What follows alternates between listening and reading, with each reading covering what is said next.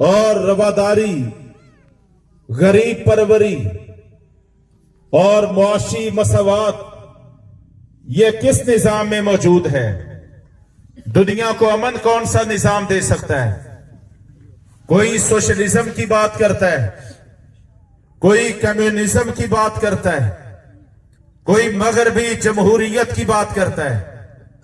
آج کے خطبہ جمعہ میں ہم اپنی تاریخ بیان کرنے لگے ہیں کہ ہماری تاریخ کا یہ روشن باب ہے کہ جو دین اسلام کی شکل میں، قرآن کی شکل میں، انبیاء علیہ السلام کی سیرتوں اور ان کے کردار کی شکل میں اللہ رب کریم نے ہمیں عطا فرمایا ہے، جو اللہ کا بہت بڑا انعام بھی ہے، اس کا فضل اور اس کا کرم بھی ہے، تو دنیا کے مسئلے معاشی ہوں، دنیا کے مسئلے سیاسی ہوں، دنیا کے مسئلے معاشرتی ہوں، کالے لوگوں کے ہوں یا گورے لوگوں کے، اسلام اللہ کی زمین پر وہ واحد دین ہے جو انسانیت کی مکمل جامع رہنمائی بھی کرتا ہے،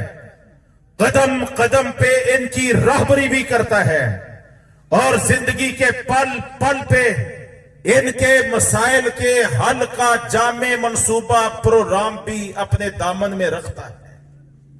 اسلام کے علاوہ جتنے بھی انسانوں کے بنائے ہوئے سسٹم ہیں، ان کے تشکیل کردہ نظام ہیں، سارے ناقص ہیں، سارے کمزور ہیں، سب ظلم پہ مبنی ہیں، غریب کا خون نچوڑتے ہیں، سرمایہ دار کو ریلیف دیتے ہیں، امیر سے امیر تر ہوتا چلا جاتا ہے، اور غریب کا چولہا دن بدن ٹھنڈا ہوتا چلا جاتا ہے۔ آپ جس نظام کا بھی مطالعہ کریں گے، اس کی تحقیق کریں گے، آپ کو ہر طرف ظلم اور جناب ستم بکھرا ہوا اور پھیلا ہوا آپ کو نظر آئے گا۔ ایک اللہ کا سچا دین اسلام ہے جو انسانیت کو اپنے دامن رحمت سے وابستہ کرتا ہے، اور اللہ کی مخلوق پہ ہمدردی کا اظہار بھی کرتا ہے، ان کی محبت بھی کرتا ہے۔ اسلام کی تعلیمات امن پہ مبنی ہے، آشتی پہ مبنی ہے، اور دنیا کے سلامتی پہ مبنی ہے، ہر ایک کی ہمدردی اور خیر خواہی پہ مبنی ہے، اور یہ صرف اور صرف اللہ رب کریم نے احساس اپنے سچے دین اسلام کو عطا فرمایا ہے۔ آپ کے علم میں ہونا چاہیے کہ حضرت نوح علیہ السلام سے لے کے حضرت یعقوب علیہ السلام تک تمام انبیاء صرف دعوت کا کام کرتے تھے، اور قوم میں علاقائی سرداریاں چودھرائیں، ان کے سسٹم اور ان کے نظام یہ لا الہ الا اللہ کے مقابلے میں کھڑے ہو جاتے تھے، بغاوت اور انحراف پہ تل جاتے تھے۔ نتیجہ کیا ہوتا؟ کسی نبی نے 950 سال واز کیا، کسی نے سینکڑوں سال، کسی نے دھائیوں سال واز کیا، لیکن جب قوم میں انبیاء کی دعوت کے مقابلے میں اکڑ گئی تو اللہ تبارک و تعالیٰ ان قوموں کی تباہی اور بربادی کر دیتا تھا۔ نوح علیہ السلام سے لے کے لوط علیہ السلام تک یہ ایک طویل دور ہے قوموں کی تباہی اور ان کے انجام کی بربادی کا۔ پھر اللہ تبارک و تعالیٰ نے ایک نئے دور کا آغاز کیا، اور یہ دور شروع ہوا سیدنا یوسف علیہ السلام سے، جو اللہ کے نیکوکار، پارسا، صالح، متقی، پرہیزگار، صادق، امین، با کردار، پاک دامن अल्लाह तबारक व तआला के पैगंबर थे। अल्लाह ने उनको मुल्क मिस्र में जहां दावत का मौका दिया, वहां साथ साथ अपने पैगंबर को सियासत करने का भी मौका फराहम किया। तो यूसुफ अलैहिस्सलाम से एक नए दौर का आगाज होता है, और वो दौर क्या है कि अब अल्लाह वाले ही दावत का काम करेंगे, अल्लाह के पैगाम की रसानी का काम करेंगे, और रब के दीन से वाबस्ता लोग ही कौमों की, मुल्कों की, मुआशरों की क़ियादत और सियासत और जनाब खिलाफत का फरीदा भी, हुकूमत और रियासत का फरीदा भी अल्लाह से जुड़े हुए उसके दीन से वाबस्ता लोग ही अदा करेंगे। तो ये सिलसिला यूसुफ अलैहिस्सलाम से शुरू हुआ। ये पहले पैगंबर हैं जिन्होंने नबूवत और दावत के साथ साथ सियासत का फरीदा भी अदा किया।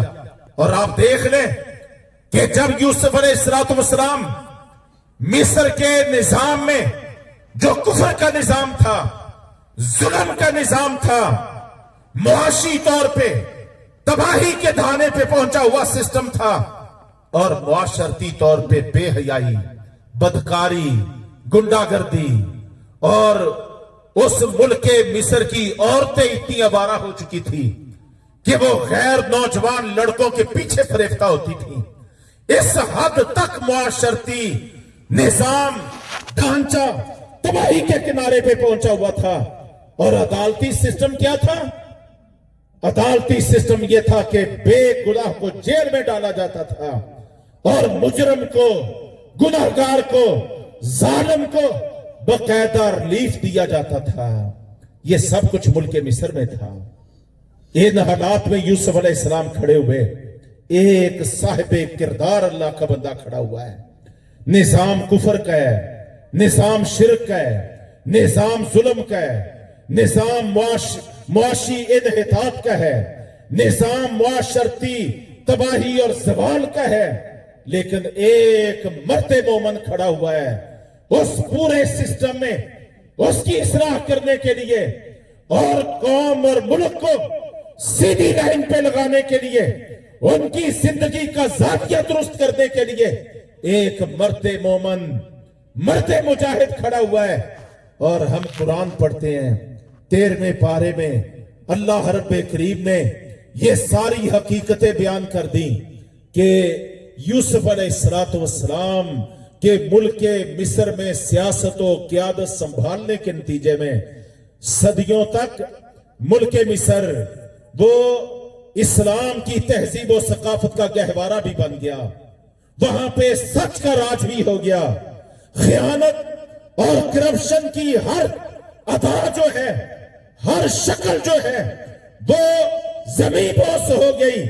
जुल्म खत्म हो गया, सितम खत्म हो गया, बदअक्ती खत्म हो गई, बेहयाई का जनाजा निकल गया, और हर तरफ अल्लाह के दीन का राज पूरे मुल्क के मिस्र में कायम हो गया। सिर्फ यूसुफ अलैहिस्सलाम की जिंदगी में नहीं, बल्कि दुनिया से उनके चले जाने के सैकड़ों साल बाद तक भी मुल्क मिस्र पे इस्लाम का राज कायम रहा। यह है किरदार। और मुआशी तौर पे आज दुनिया का सबसे बड़ा मसला मुआशी बना हुआ है। मुआशी तौर पे सैयदना यूसुफ अलैहिस्सलाम के आहद में मुल्क मिस्र जो जवाल का शिकार हो रहा था, उनकी मुआशी पॉलिसियों का नतीजा था कि वही मुल्क मिस्र सिर्फ अपने अवाम को वाफर मिकदार में गल्ला राशन मुहैया नहीं कर रहा था, बल्कि अड़ोस पड़ोस के मुल्कों के लोगों को भी सस्ते दामों गल्ला और राशन मुहैया किया जा रहा था। इसकी गवाहियां कुरान में मौजूद हैं। तो अल्लाह तबारक तआला की हमेशा से ये मंशा है, अल्लाह की चाहत है कि ऐसे लोग इख्तिदार में आए, ऐसे लोग निजाम सियासत में आए, निजाम हुकूमत में आए, जो अपने पेट को पालने की फिक्र ना करें, अपने अवाम की हमदर्दी करने वाले, उनको रिलीफ मुहैया करने वाले, उनके साथ हमदर्दी करने वाले हों। یہ اللہ تبارک تعالیٰ کی چاہت ہے. قرآن میں اللہ نے اسی چیز کا تذکرہ کیا ہے. ہمارے پیارے پیغمبر صلی اللہ علیہ وسلم اللہ کے آخری نبی ہیں, سلسلہ انبیاء کے ختم کرنے والے خاتم الانبیاء ہیں, شافع روز جزا ہیں, رحمت للعالمین ہیں, سید المرسلین ہیں, امام الانبیاء ہیں, سردار دو جہاں ہیں. اور جب ہم آپ کو دیکھتے ہیں تو آپ صلی اللہ علیہ وسلم مدینہ منورہ کی ریاست کے حکمران اور بادشاہ بھی ہیں. لیکن آج کے ہمارے حکمرانوں جیسے نہیں, لوٹ مار کرنے والے, کرپشن کا بازار گرم کرنے والے, عوام کا خون نچوڑنے والے, اور دنیا سے سود پہ قرضوں پہ قرضے لے کے پوری قوم کو غلام بنا دینے والے, مقروض کر دینے والے نہیں. ہمارے پیغمبر صلی اللہ علیہ وسلم, اللہ کی کروڑوں رحمتیں آپ پر ہوں, ساری کائنات کا درود آپ پر ہو, سلام ہو آپ پہ.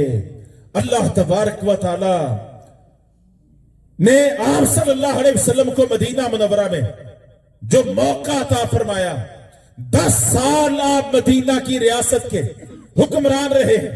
جب اس دنیا سے جا رہے تھے تو پورا جزیرۃ العرب, پورا ملک یمن اور بحرین کا ملک بھی, یہ 3 ملکوں کے حکمران تھے ہمارے پیارے نبی جناب محمد کریم صلی اللہ علیہ وسلم. آپ پڑھ کے دیکھیے, میں دائیں بائیں کی باتیں نہیں کرتا, میری اکثر باتیں اور دلائل یا صحیح بخاری سے ہوتے ہیں یا حدیث کی کتابوں سے ہوتے ہیں. میں محکم دلائل آپ کے سامنے رکھتا ہوں. سیاست ہمارے نبی نے بھی کی ہے, انبیاء علیہ الصلوۃ والسلام نے بھی کی ہے, اور آپ کی سیاست کا نتیجہ کیا ہے؟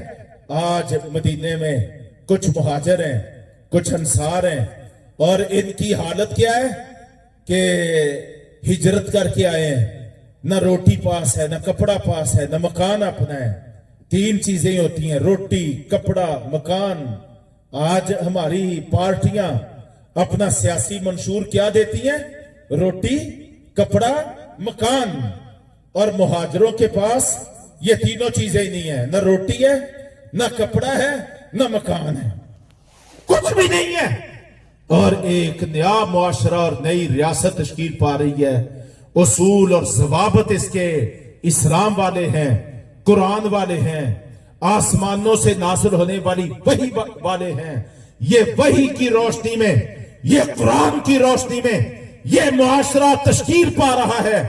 دنیا میں ایک محکم اور مضبوط تصور اجاگر ہو رہا ہے. اور نبی کریم صلی اللہ علیہ وسلم جہاں دائی بھی ہیں, مبلغ بھی ہیں, مصلی کے امام بھی ہیں, منبر کے خطیب بھی ہیں, صفا کے ادارے کے مدرس بھی ہیں, اور قاضی القضات بھی ہیں, جرنیل اعظم بھی ہیں.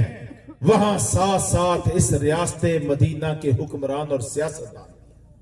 اللہ تبارک و تعالی اس میدان میں بھی ہمیں اپنے پیارے پیغمبر صلی اللہ علیہ وسلم کی اتباع اور اطاعت کرنے کی توفیق عطا فرمائے.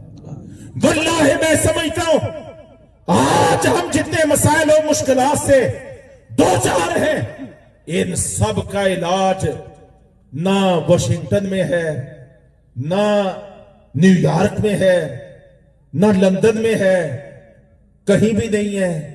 ان سارے مسائل و مشکلات کا حل اور علاج ہے تو اسوہ محمدی پہ عمل پیرا ہونا ہے. اللہ ہمیں اس کی توفیق عطا فرمائے. 10 سال آپ حکمران رہے, اپنے گھر کی کیفیت کیا ہے؟ سیدہ عائشہ رضی اللہ عنہ بیان کرتی ہیں, 2 مہینے گزر جاتے, 2 مہینے گزر جاتے, نبی کے گھروں میں 2 مہینے چولہے پر پکانے کے لیے کچھ بھی موجود نہیں ہوتا تھا. ایک کھجور اور سادہ پانی, اس سے نبی کے گھروں کا 2 مہینے گزارا ہوتا تھا. آپ کو پتا نہیں ہے خندق والے دن جہاں باقی صحابہ نے اپنے پیٹ پہ پتھر باندھے ہوئے تھے اپنی کمر کو سیدھا رکھنے کے لیے, وہاں سردار 2 جہاں نے بھی اپنے پیٹ مبارک کو سیدھا رکھنے کے لیے پتھر باندھا ہوا تھا. یہ صحیح بخاری میں موجود ہے. ایک دن آپ صلی اللہ علیہ وسلم بھوک سے نڈھال ہو کے اپنے ایک صحابی کے گھر میں گئے.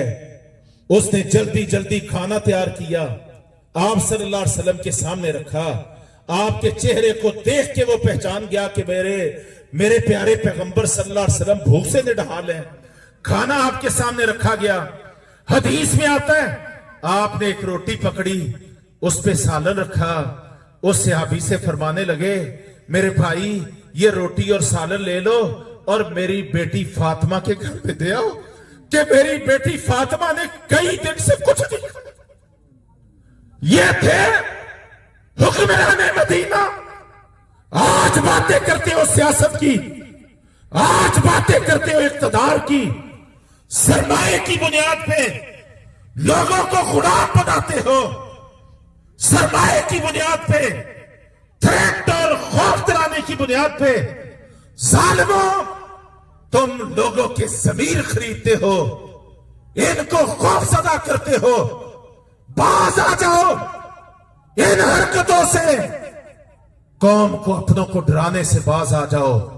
دشمنوں کے سامنے کھسیانی بلیاں بنے ہوتے ہو اور اپنوں کو تم تھریٹ دیتے ہو, خوف دلاتے ہو, دھمکیاں دیتے ہو. یہ کوئی زندگی نہیں ہے, یہ کوئی زندگی نہیں ہے, یہ انداز نہیں دنیا میں چلتے. ہم تمہیں کہتے ہیں آؤ ہم مل جل کے, سب کلمہ پڑھنے والے ہیں, ہم سب اگر عزت والی وقار والی زندگی چاہتے ہیں تو آؤ ہم سب مل کے اپنے نبی کی سیرت اور سنت کے ساتھ وابستہ ہو جائیں. فرمایا میری بیٹی فاطمہ کے گھر میں دے آؤ کہ اس نے کئی دن سے کچھ نہیں کھایا. اللہ اکبر. یہ تھا آپ صلی اللہ علیہ وسلم. ایک دن فاطمہ آتی ہیں, آ کے اپنے ابا جی محترم کے سامنے پیش ہوتی ہیں. بیٹی ہے بیٹی. بیٹی کی تکلیف کبھی بھی والدین کو برداشت نہیں ہوتی. صحیح بخاری میں ہے, بیٹی آتی ہیں, پیش ہوتی ہیں. بھیجنے والے دماد ہیں علی رضی اللہ عنہ, فاتح خیبر ہیں, دماد رسول ہیں, شیر خدا ہیں, سیدنا علی بن ابی طالب رضی اللہ عنہ. بھیجتے ہیں جاؤ اپنے ابا جی سے بات کرو, بڑے ملک فتح ہو گئے, بڑی غنیمتیں آ رہی ہیں. آپ صلی اللہ علیہ وسلم بے دریغ لوگوں میں تقسیم کر رہے ہیں. عوام کی بے شمار ہمدردی ہے, جو کچھ مانگتا ہے سب کچھ عطا فرمائے جا رہے ہیں. آپ لختے جگر ہیں, دماد بھی بیٹا ہوتا ہے, بیٹی کی تکلیف برداشت نہیں ہوتی. فاطمہ رضی اللہ عنہ, سیدہ فاطمہ, جنت کی عورتوں کی سردار فاطمہ, حسنین کریمین کی والدہ محترمہ فاطمہ, لختے جگر خاتم الانبیاء فاطمہ, اپنے والد محترم حکمران مدینہ کی خدمت میں پیش ہوتی ہیں اور کیا کہتی ہیں, ابا جی یہ میرے ہاتھ دیکھ لیں, چکی میں آٹا پیس پیس کے میرے ہاتھوں پہ چھالے پڑ گئے. آپ میرے باپ ہے, میرے کندھے میری کمر دیکھیں, دور کنویں سے مشکیزے میں پانی لا لا کے میرے کندھوں پہ میری کمر پہ جناب وہ داغ پڑ گئے. اللہ اکبر. لائنیں پڑ گئی ہیں, دھبے پڑ گئے. میں آپ سے کوئی اور تقاضا کرنے نہیں آئی, آپ لوگوں کو بہت کچھ عطا فرما رہے ہیں. کہیں زکوٰۃ آ رہی ہے, کہیں عشر آ رہا ہے, کہیں غنیمتیں آ رہی ہیں, کہیں جزیے آ رہے ہیں, اور آپ سب کچھ عوام میں تقسیم کیے جا رہے ہیں. ابا جی عوام کے لیے سب کچھ ہے, میں تو آپ کی لختے جگر ہوں, صرف ایک تقاضا کرنے آئی ہوں کہ آپ ہمارے لیے, ہمارے گھر کے لیے ایک خادم کا, خدمتگار کا بندوبست کر دیں. جو مشکل کام مجھے کرنا پڑتے ہیں وہ خادم خدمتگار جو غلام آ رہے ہیں, کوئی غلام ہمیں دے دیں, وہ کنویں سے پانی بھی لا دیا کرے اور چکی پہ ہمیں آٹا بھی پیس دیا کرے. یہ ریکویسٹ کرنے آئے. بیٹی ہے رسول اللہ. فرمایا بیٹا تم اپنے گھر جاؤ, میں کل آ کے تمہارا مسئلہ حل کروں گا. کل تشریف لائے اور علی اور فاطمہ رضی اللہ عنہما کو اکٹھا کیا. فرمایا بیٹا تم کل میرے پاس آئے تھے, خادم کا تقاضا کرنے کے لیے, نوکر کا تقاضا کرنے کے لیے. تو میں آج اس مسئلے کا حل کرنے آیا ہوں. تمہیں خادم چاہیے یا خادم سے, نوکر سے بہتر میں کوئی بات تمہیں بتاؤں؟ دونوں متوجہ ہو گیا ہے. جی آپ فرمائیں, ارشاد فرمائیں, جو آپ فرمائیں گے ہم اس کے مطابق چلیں گے.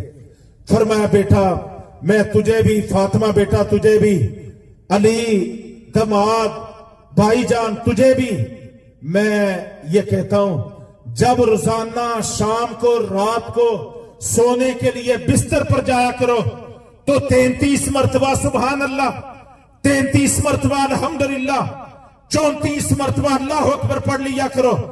یہ تمہارے لیے کسی بھی خادم سے, نوکر سے, غلام سے, خدمتگار سے یہ عمل زیادہ بہتر ہو جائے گا.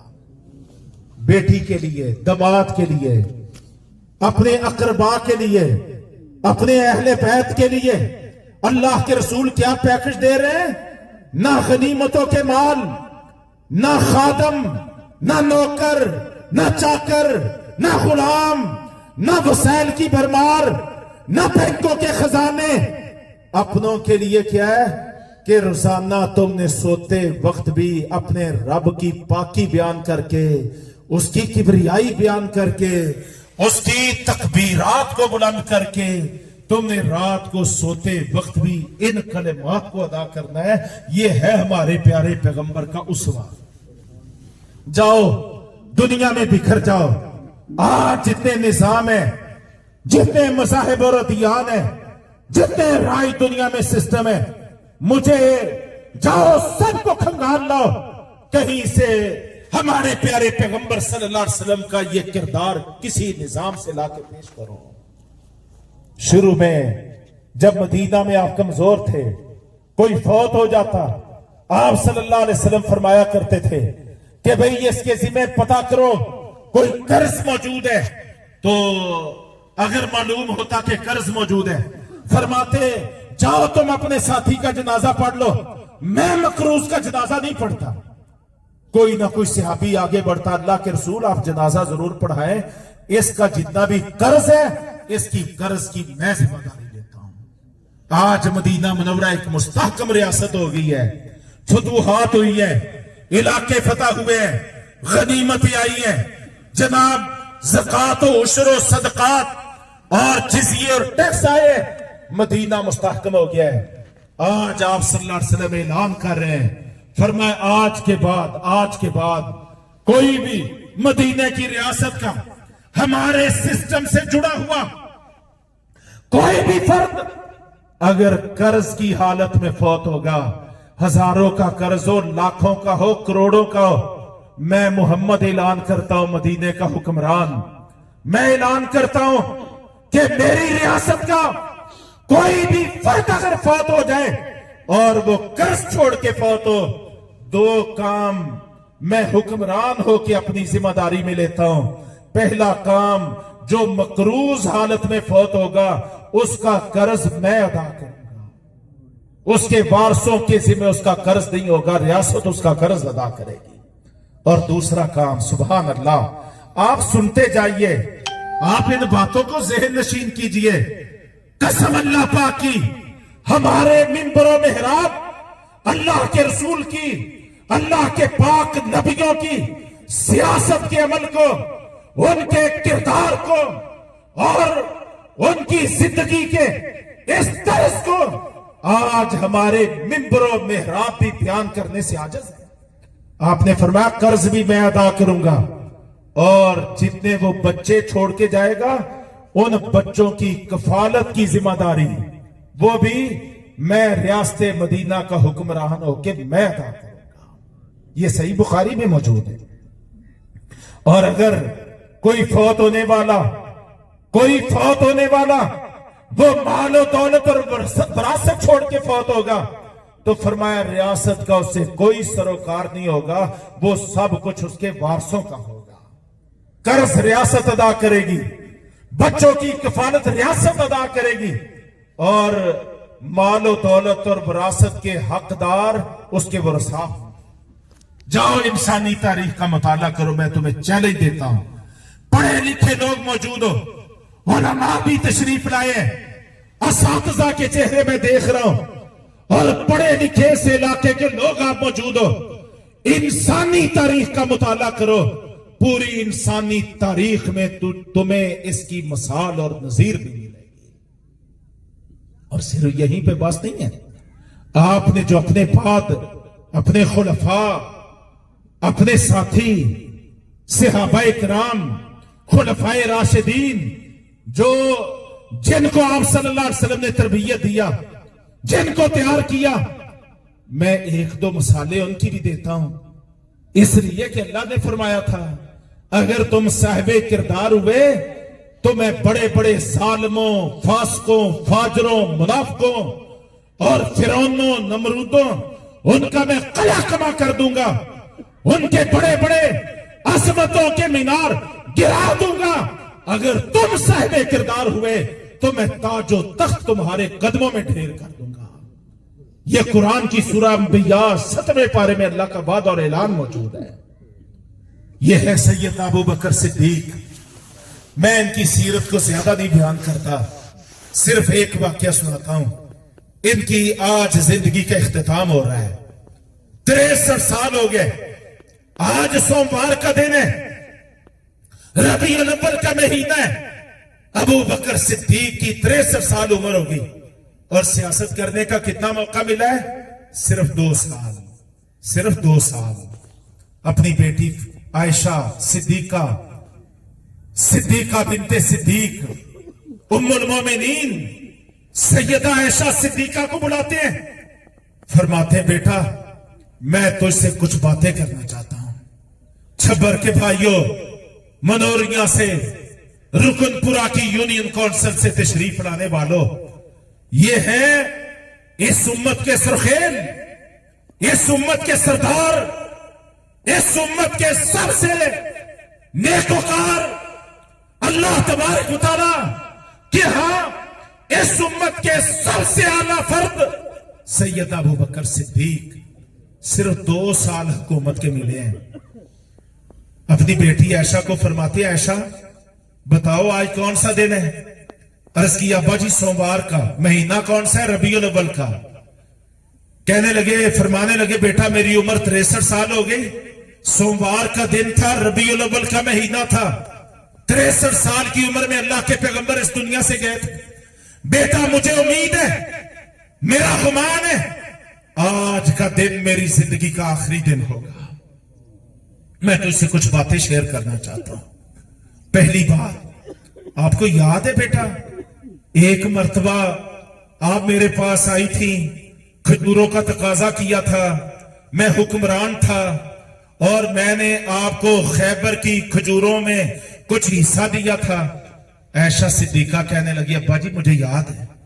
फरमाने लगे बेटा फिर आज के बाद मैं हुक्मरान नहीं रहूंगा, मेरी जिंदगी का इख्तिताम हो रहा है।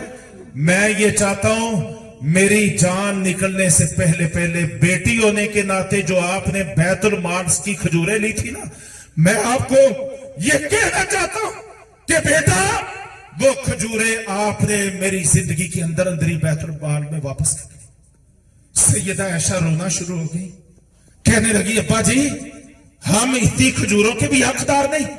फरमाया बेटा ये हुकूमत, ये खिलाफत एक मसूलियत है, मैंने अल्लाह के यहां इसका जवाब दे होना है। बेटा इस हक की बुनियाद पे मैं तुझे कहता हूं कि इन खजूरों को वापस बैतुल माल में जमा करवा। और बेटा जब आप जानती है मैं मदीने का, मक्के का बहुत बड़ा ताजर था, जब हुकूमत और ये खिलाफत की जिम्मेदारी आई तो मेरा सारा कारोबार जाता रहा और मैंने 2 साल की जिंदगी एक आम मजदूर जैसे अंदाज में गुजारी है। और इस जिंदगी में खिलाफत के 2 सालों में मैंने मुसलमानों के बैतुल माल से 3 चीजें ली थी। कितनी चीजें? 3 चीजें ली थी। एक दूध और पानी के इस्तेमाल के लिए प्याला लिया था, प्याला। एक गर्मी और सर्दी के मौसम में इस्तेमाल के लिए चादर बैतुल माल से ली थी और एक زمین خادم وہ بیت المال سے لیا تھا. بیٹا جو ہی میری جان میرے وجود سے نکلے میں آپ کو کہتا ہوں آپ نے یہ ذمہ داری آپ پر ہے, آپ نے فوراً یہ تینوں چیزیں بیت المال میں واپس جمع کروانی ہے. حکمران ہے, یہ حکمران ہے, 2 سال حکومت, ہر فتنہ ختم, ہر سوچ ختم, ہر طرح کا فساد ختم, ہر طرح کی جناب کوئی ختم نبوت پہ چڑھا ہوا تھا اور نبوت کا داعی بنا ہوا تھا. کہیں منکرین زکات کے فتنے تھے, کہیں مدعیان نبوت کے فتنے تھے, فتنے ہی فتنے تھے. جب ابو بکر صدیق رضی اللہ عنہ نے خلافت سنبھالی اور آج دنیا سے جا رہے ہیں, پوری ریاست اسلامیہ میں شر, فتنہ اور فساد نام کی کوئی ایک چیز بھی باقی نہیں ہے. لیکن کردار کیا ہے؟ یہ جو مسائل ہوتے ہیں, یہ جو مشکلات ہوتی ہیں, یہ جو فتنے اور فساد ہوتا ہے, کوئی ڈنڈا, کوئی کسی کا فہم ان سارے مسئلوں کا حل نہیں ہوتا. ان کے تمام مسائل کا حل کردار اور سیرت ہوتی ہے. تو کہنے لگے یہ تینوں چیزیں آپ نے میری ادھر سے جان نکلے ادھر آپ نے یہ تینوں چیزیں بیت المال میں جمع کرانی. تیسری چیز فرمایا بیٹا یہ سامنے والی الماری کھولو. الماری کھولی, فرمایا یہ جو سامنے چادر پڑی ہوئی ہے یہ بڑے عرصے سے میں نے اس کو دھو کے, اگرچہ یہ بسیطہ ہے, پرانی ہے, بسیطہ اور پرانی ہے, لیکن میں نے اس کو دھو کے لپیٹ کے کور کر کے رکھا ہوا ہے. بیٹا جب میری جان میرے وجود سے نکل جائے, کفن کا معاملہ ہے, آپ نے نئے کپڑوں کا کفن نہیں مجھے دینا, نئے کپڑوں کا کفن نہیں دینا. میں آپ کو کہتا ہوں آپ نے میری اس وصیت پہ عمل کرنا ہے. آپ نے مجھے اس پرانی بسیطہ لیکن دھلی ہوئی چادر میں مجھے کفن دینا ہے. یہ میرے کفن کے. عائشہ صدیقہ کی پھر آنکھوں سے آنسو نکل آئے, سسکیاں لینا شروع ہو گئی, عرض کرنے لگی ابا جی کیا ہم اس قابل بھی نہیں ہیں کہ ہم آپ کو نئے کپڑوں میں نئی چادروں میں کفن دے سکیں. فرمایا بیٹا یہ جو کفن والی چادر ہوتی ہے یہ تو خون اور پیپ کا استشکار ہونا ہوتا ہے, نئے کپڑے تو زندوں کے لیے ہوتے ہیں. بس میری وصیت ہے کہ مجھے, یہ ہے حکمران مدینہ, یہ ہے ہمارے ہیروز, یہ ہے ہمارے لیے رول ماڈل. اللہ تبارک و تعالی ہمیں ان کی سیرت و کردار کو اپنانے کی توفیق عطا فرمائے. آج لوٹ گھسوٹ کا جو بازار گرم ہے, ان حالات میں میں ایک واقعہ امیر المومنین سیدنا فاروق اعظم کا بھی پیش کرنا چاہتا ہوں. بڑے واقعات ہیں, ان کی سیرت اور تاریخ ہماری تاریخ کا سنہرا باب ہے, سنہرا باب ہے ان کی تاریخ, ان کا دور خلافت. ایک ادا اللہ تبارک تعالیٰ نے ان کو کیا عطا فرمائی تھی؟ عوام کی ہمدردی, ان کی غمگساری, ان کے مسائل کا حل. اس کے لیے دن بھر بھی وہ کوشاں رہتے, اور جب رات کی تاریکی چھا جاتی عوام اپنے اپنے گھروں میں پہنچ جاتے, ٹھنڈی میٹھی نیند سونا شروع ہو جاتے, تو یہ 22 لاکھ مربع میل کے حاکم تھے امیر المومنین سیدنا فاروق اعظم رضی اللہ عنہ. عوام ٹھاٹ کی نیند سو رہے ہوتے اور امیر المومنین گلیوں کا, بستیوں کا, کوچوں کا رات کی تاریکی میں گشت کر رہے ہوتے تھے. گشت کرنے کا مقصد کیا تھا؟ ذرا کبھی غور کریں. اللہ ہمیں بھی ایسے حکمران عطا فرمائے. واللہ پاکستان میں کسی چیز کی کمی نہیں ہے, نہ سرمایہ کی کمی ہے, نہ اللہ کی نعمتوں کی کمی ہے, نہ اللہ کے فضل کی کمی ہے. ہر چیز وافر مقدار میں موجود ہے. یہاں ضرورت ہے تو امیر المومنین فاروق اعظم جیسے انسانیت کے ہمدرد, غمخوار, خیرخواہ حکمرانوں کی کمی ہے.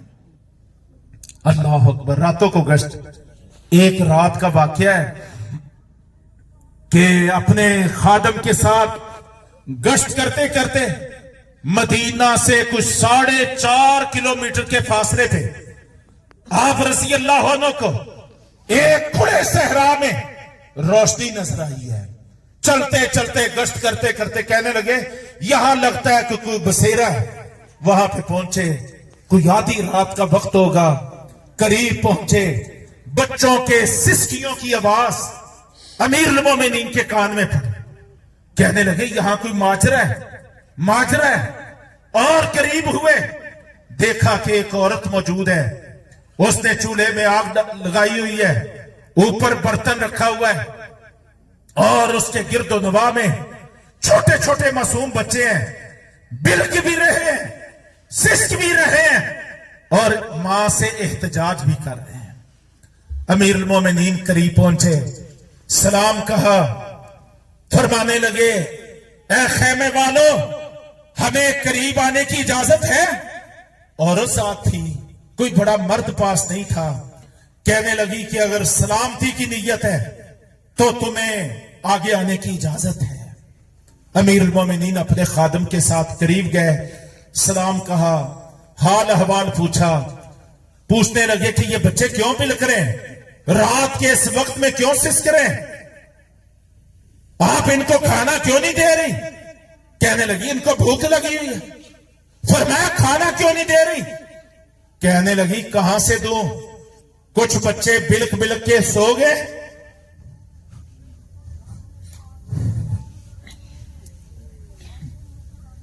اور برتن میں اس پتیلے میں نے پانی اور ٹینکریاں ڈالی. ہمارے پاس, میرے پاس اس وقت بچوں کو کھلانے کے لیے کوئی چیز موجود نہیں ہے. یہ بھی باقی ماندہ بھی تھوڑی دیر روئیں گے, پھر یہ بھی آہستہ آہستہ سو جائیں گے. بس میں اس کا انتظار کر. امیر المومنین جمپ لگا کے کھڑے ہو گئے. کہنے لگے میری بہن, آپ نے پریشان نہیں ہونا, ہم تھوڑی دیر میں آتے ہیں. اپنے خادم اسلم تھا نام ان کا. کہنے لگے اب تو نے میرے ساتھ دوڑ لگا دی ہے. ساتھیوں 4.5 کلومیٹر کا سفر ہے. امیر المومنین دوڑ پڑتے ہیں مدینہ کی طرف. خادم بھی دوڑ, بیت المال کا دروازہ کھلوایا گیا آدھی رات کو. ایک آٹے کا تھیلا اور ایک گھی کا ٹین, 2 چیزیں امیر المومنین نے لی. فرمانے لگے اسلم ان دونوں کو میرے کندھوں پہ رکھو. خادم کہنے لگا امیر المومنین آپ ایسا نہ کریں, میں جو خدمت کے لیے موجود ہوں. فرمایا خاموش ہو جاؤ, یہ جن حالات کو ہم نے اپنی آنکھوں سے دیکھا ہے. کیا اسلم اللہ کی جناب میں یہ سسکتے اور تڑپتے اور بلکتے بچوں نے اگر اللہ کی جناب میں پوچھ لیا, کیا تو سامنے جواب دے گا؟ بس میرا حکم ہے, ان کو میرے کندھوں پہ رکھو اور دونوں چیزیں میرے کندھوں پہ رکھو, اور تم نے تیز رفتار چلنا ہے. لو 4.5 کلومیٹر کا کوئی 10-20 کلومیٹر کا آٹے کا تھیلا ہوگا, کوئی گھی کا ٹین ہوگا, امیر المومنین کے کندھے پہ ہے, اور پھر تیز رفتاری سے وہاں پہ پہنچتے ہیں جہاں اس عورت نے رات کی تنہائی میں خیمہ لگایا ہوا تھا اور یہ سارا ماحول بنایا ہوا تھا. آٹا اور گھی اتارا. فرمایا میری بہن جلدی جلدی آٹا گوندو, میں سالن بناتا ہوں, آپ نے میں آگ چلاتا ہوں. امیر المومنین ہے,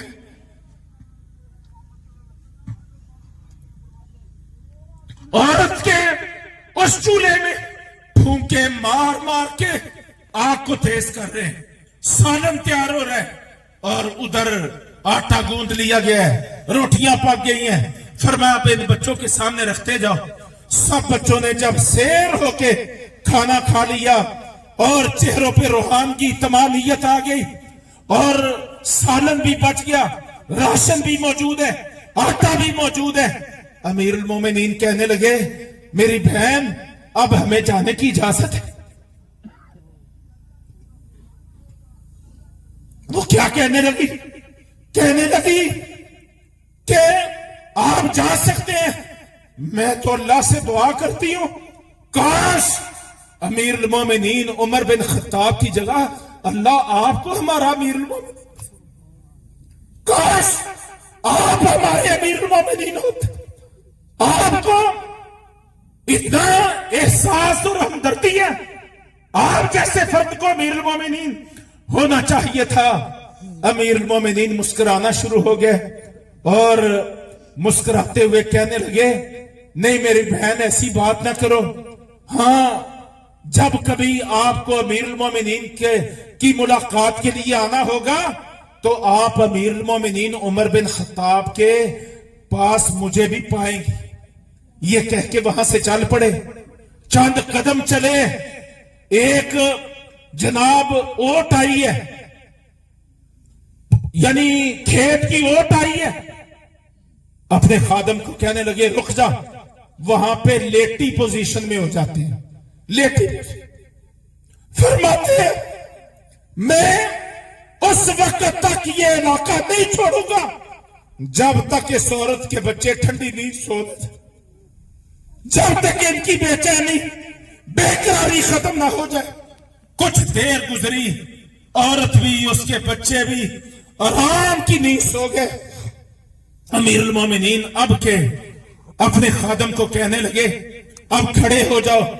اب مجھے اطمینان ہے کہ جو اللہ نے یہ سیاست و حکومت کی ذمہ داری دی تھی میں نے اس ذمہ داری کو ان کے حوالے سے ادا کر دیا ہے. اب ہم آرام سے واپس چلتے ہیں. یہ ہے امیر المومنین. اور صحیح بخاری میں یہ واقعہ بھی موجود ہے. جب اس دنیا سے گئے ابو لولو مجوسی کے پہ در پہ خنجر کے وار کرنے کے نتیجے میں اپنے بیٹے کو فرمانے لگے کہ بیٹا ذرا بیت المال میں جاؤ اور بیت المال کے رجسٹرار سے امین سے پتہ کرو کہ میرے ذمے کوئی لین دین موجود ہے تو وہ بتایا جائے. 22 لاکھ مربع میل کے حاکم، ان کے دور سیاست و خلافت میں رومن امپائر بھی مسخر ہوتی ہے، پرشین امپائر بھی پامال ہوتی ہے. دنیا کی 2 سپر پاورز جو ہیں وہ حلقہ بگوش اسلام ہوتی ہیں. سینکڑوں ہزاروں اونٹوں کے قافلے سونے چاندی ہیرے جواہرات کے بارہا مدینہ منورہ میں پہنچتے ہیں. لیکن آج 22 لاکھ مربع میل کا یہ حاکم دنیا سے جا رہا ہے. بیٹے کو بھیجا بیت المال میں پتہ کر کے آؤ. بیٹا تھوڑی دیر بعد عبداللہ بن عمر رضی اللہ عنہ واپس تشریف لاتے ہیں. عرض کرتے ہیں ابا جی میں نے حساب کتاب آپ کا چیک کیا ہے، آپ تو مسلمانوں کے بیت المال کے 86,000 درہم کے آپ مقروض ہیں. 86,000 درہم کے. یہ ہے حکمران، یہ ہے ہمارے لیے رول ماڈل. میرے محترم